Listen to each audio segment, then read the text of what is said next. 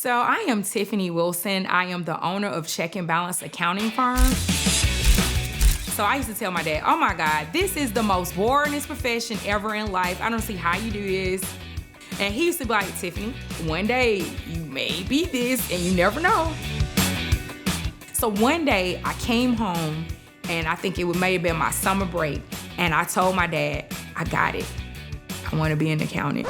He was like, no way, Tiffany. You are not doing this. Like, no freaking way. You're not gonna do accounting. I'm gonna get out of college. I'm gonna do exactly what you're gonna do, but I'm gonna make you really, really proud. I said, I guarantee you I'm gonna be an accountant. I'm gonna show you better than I can tell you. And that's what I did. My mission is to just honestly help people. I try to help people in all kind of ways. My name is Tiffany Wilson and I am a woman of power.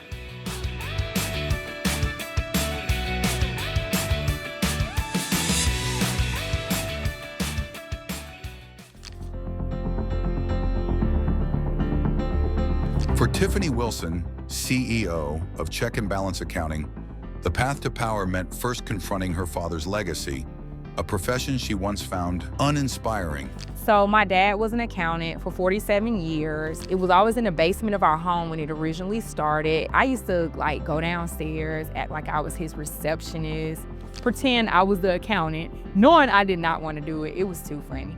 So I used to tell my dad, oh my God, this is the most boringest profession ever in life. I don't see how you do this. And he used to be like, Tiffany, be careful because one day you may be this and you never know. So I was just like, oh God, this is awesome, awful, just awful. And I was just like, dinner table, we talking about spreadsheets, assets, liabilities, everything. I'm like, oh my God, who cares about this mess? I'm like, this is horrible. Horrible. She was very highly intelligent. She followed her dad around and wanted to know what he was doing. And he was an accountant, so she wanted to do numbers. And she was, a sweet little girl when she was little, and as a young adult also. Yeah. So my first job, I was working at Six Flags, and I remember I was 15 years old. One thing about working at Six Flags, you could always become a manager really quickly. Everybody was a manager. So we used to have the color of your tag told what you did. So I started out as a black tag, so I wasn't in management, but I worked up to it. When I got that red tag, everybody was like, oh my God, you got a red tag. It was just something about getting that red tag. You got so much respect from everybody. It wasn't until I got to be a junior in college, in undergrad, was when I kind of was like, should I continue, finishing up? Because I got a chemistry degree and I was trying to become a pharmacist. I kept switching. I wanted to be a dentist. Then I wanted to be a pharmacist. Then I was like, Tiffany, what in the world are you gonna do? I was like, this is crazy. So one day I came home and I think it may have been my summer break. And I told my dad, I got it. I want to be an accountant. He was like, no way, Tiffany. You are not doing this. No freaking way. You're not gonna do accounting. I said, no, Dad, I'm serious. I'm serious. He didn't believe me. He was like, no way, you're not doing that. What I need you to do, ma'am, is get out of college. He was like, you're wasting my money at this time. I said, no, I'm not. I'm gonna get out of college. I'm gonna do exactly what you're gonna do, but I'm gonna make you really, really proud. So I went through all those jobs, but then I said, wait a minute. I was like, I need a better job though, but I'm working for my dad still part-time. Then all of a sudden, I had the perfect opportunity. I'm staying in an apartment, not too far from our parents, and this lady saw me at the mailbox. At the time, I was driving a Mini Cooper, and it's a blue color, and blue is my favorite color. So she was like, oh my God, that's the cutest little car you have. And we just had a whole conversation, almost an hour about my car. So she was like, what do you do? I was like, I do accounting. She was like, oh, you need to do what I'm doing. I was like, what is that? I'm a flight attendant. I was like, you gotta be freaking kidding me. I was like, okay, fine, we'll try that too. And so, then guess what Tiffany does? She go apply to be a flight attendant. And you know what? I went for the interview, wasn't serious about that. But then I was like, I'm sitting in the interview and the guy said, hold on. He comes back and he was like, if I gave you an offer today, would you take it? I said, yeah, I guess I will. So I went, did my drug test, got my job, went to my dad and told my dad, Dad, I'm gonna be a flight attendant. He was like, what the heck are you doing now, Tiffany? What are you I said, Dad, I have a reason for this. I said, because I need to secure my health insurance. That's the biggest cost as an entrepreneur is health insurance, just insurance, period. I'm gonna say when she was in school, she wanted to go into pharmacy at first, but when that didn't work out, she didn't let it get her down. She changed the path and went into accounting, like her dad. Tiffany's plan to build her business on the side while securing health insurance as a flight attendant was put to an abrupt and heartbreaking test. Kevin was very sick, and that's my brother. He was sick, and I had to get back home. And I actually had to,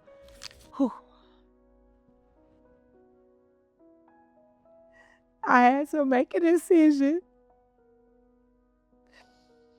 Oh my God, it was so hard because when I told them my job, I was like, my brother is ill and I gotta go home. And I was actually coming off of a flight.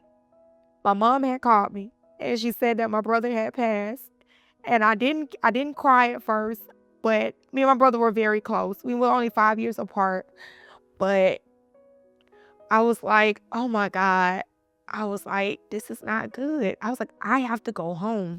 I wanted to just leave totally, but I knew that I still had to work my job. Luckily, it was so crazy how things work. I had 2 weeks off. And at the time, I think I came off a flight and then I had 1 day that was off. And I was like, I got to get home. So people were like, are you going to fly home? I said, no, I'm going to drive. And I got in my car and I just wanted time to myself. And I started driving and my car had started acting up.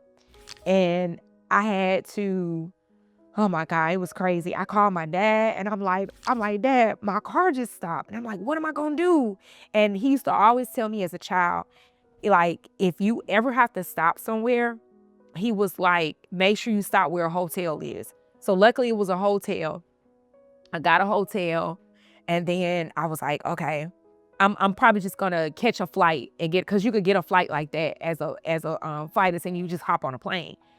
I some kind of way, I was trying to check on the car and I said, okay, maybe it's antifreeze. So I was like, okay, let me go try to start the car back up and go down the street, go to like a AutoZone or something. I got to an AutoZone.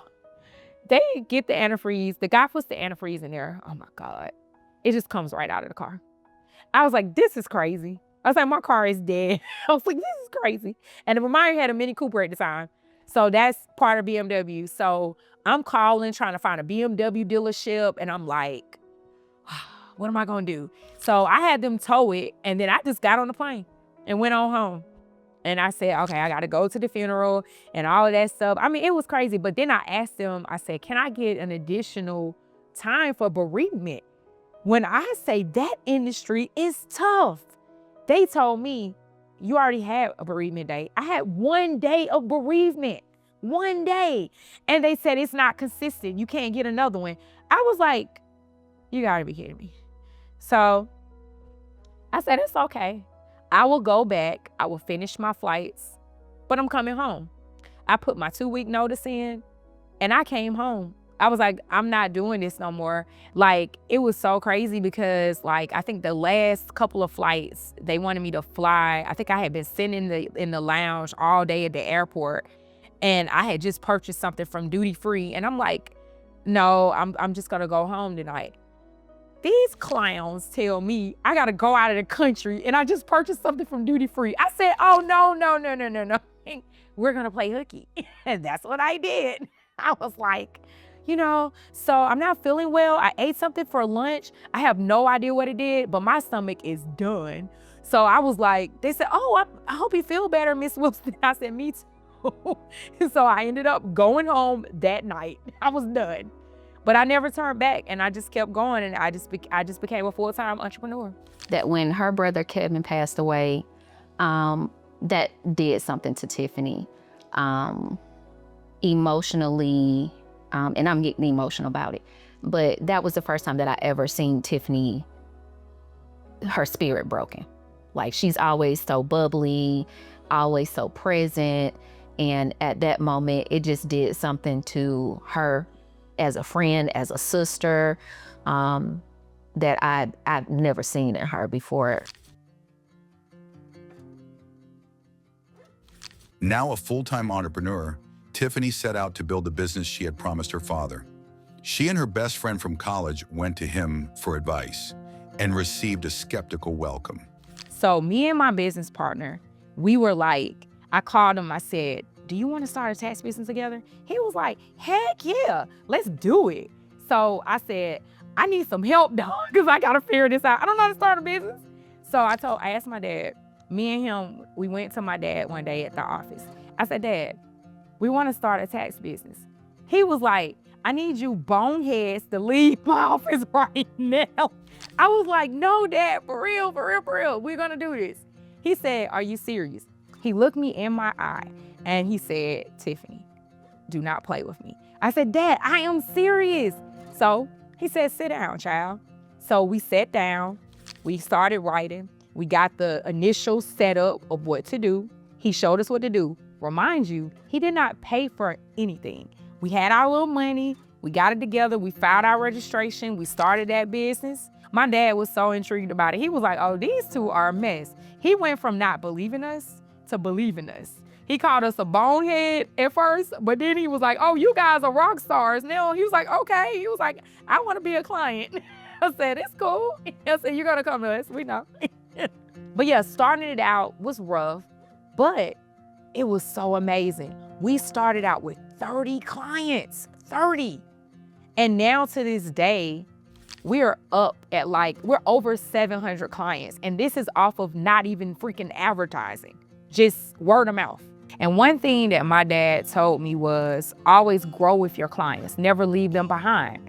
And that was a thought.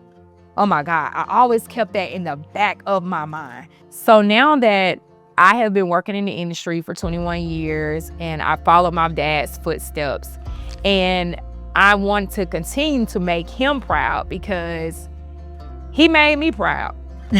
So what I've been doing is, I know when he passed, now almost 3 years, I had a very big decision to make. I had to determine if I wanted to keep his clientele or sell his company.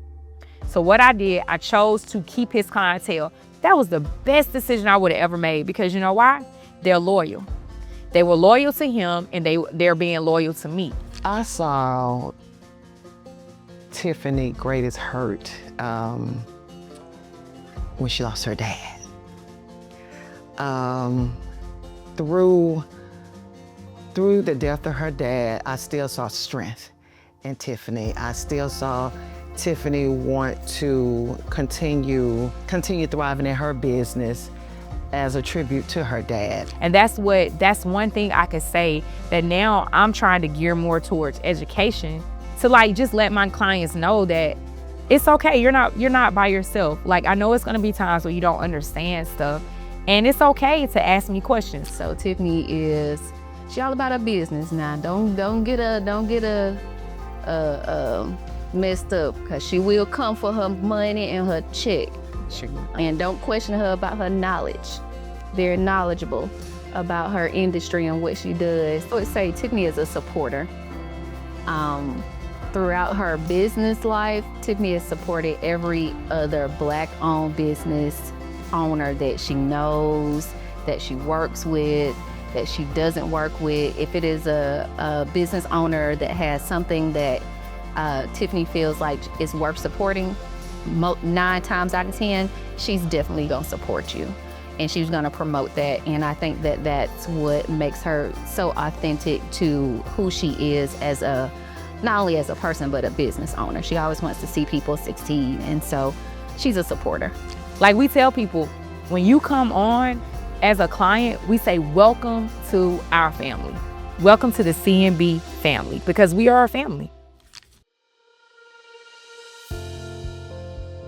The awards and success were built on a foundation of resilience.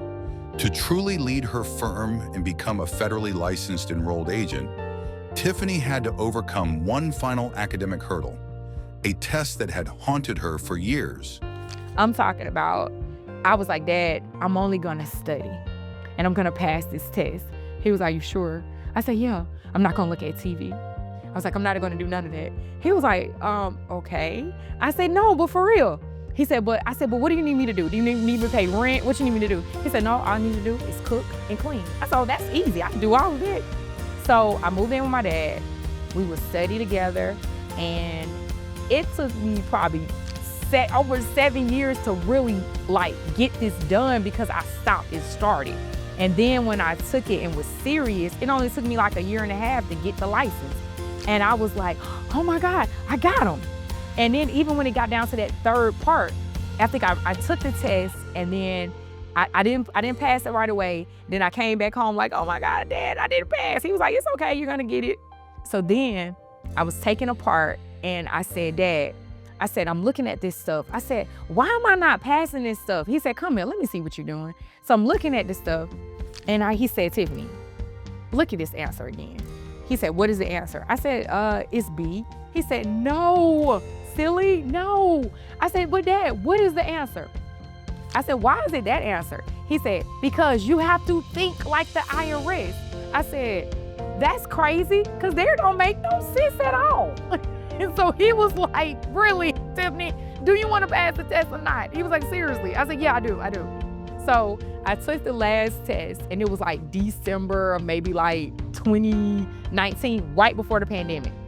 And I kept saying, I was like, I gotta get this done. I gotta make him proud. So then the next thing I know, I'm taking the test, and I'm sitting there at the computer. Why I get the same freaking question that I kept messing up on. So I'm on the thing, and I'm like this. Think like that, think like that. And I take it, and I said, that's the answer.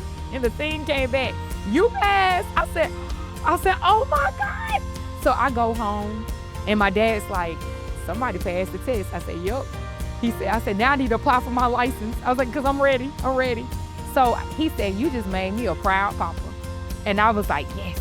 I was like, we're gonna do that. And I was like, you've already gotten the business started. I said, it's growing. And he was just like, now I can retire. But taxes are not that scary. Like, honestly, it's a story that you're telling the IRS. What they're doing is you get these documents, and the reasoning for those documents is to you're basically telling Uncle Sam how you spent your money every year. So you get your W-2s, you get all your little revenue forms and stuff like that. They want you to report that, and then what you're doing is you're telling them how you spent it. Your expenses are all your deductions and stuff like that. You have to honestly sit down and write stuff down before you do it. Get a plan. You have to plan every day. Sometimes you have to revamp your plan. So one thing I tell people is write down at least 3 ways that you're gonna make revenue and be great at it. And then you have to figure out who's gonna be your target market. So you have to sit there and think about what clients am I gonna go for. And sometimes you may not have the money to afford like websites and stuff and getting like ads and things like that. So word of mouth is the largest way of advertising. That's how I grew my business. Like, I literally grew it off of word of mouth. Like, I have families of families that are my clients. Like, sometimes I have the whole family. Like, I may have seen the father, I may have seen the dad, the wife, I may have seen the kids, all in the same day. It's crazy. Or you may see the sister and the brother all in the same day. But that's how I build my business. But as an entrepreneur, it's all different kind of ways. You have to sometimes research, look at the statistics. You have to get online, start looking at how this person grew their business. Like, how do we grow it? And it's not gonna happen overnight. Nothing happens overnight. So you have to sit there and you have to think about all the different ways of how you're going to grow your business. And once you do it, just take baby steps. You gotta crawl before you walk. From the boring profession she once ran from, Tiffany has built an empire of empowerment, proving that resilience is the greatest asset of all. And it's so funny because I've tried to give the hat to my business partner. I said, you're the man out the bunch. why don't you go ahead and be the CEO? I'll sit back and be the CFO, because my dad used to tease me because I forgot about that. One time we were in the office and we was talking about positions and stuff. And he saw my resume and I had on there that I was the CFO of his company. He said, oh, you're the CFO. He said, do you know what that entails?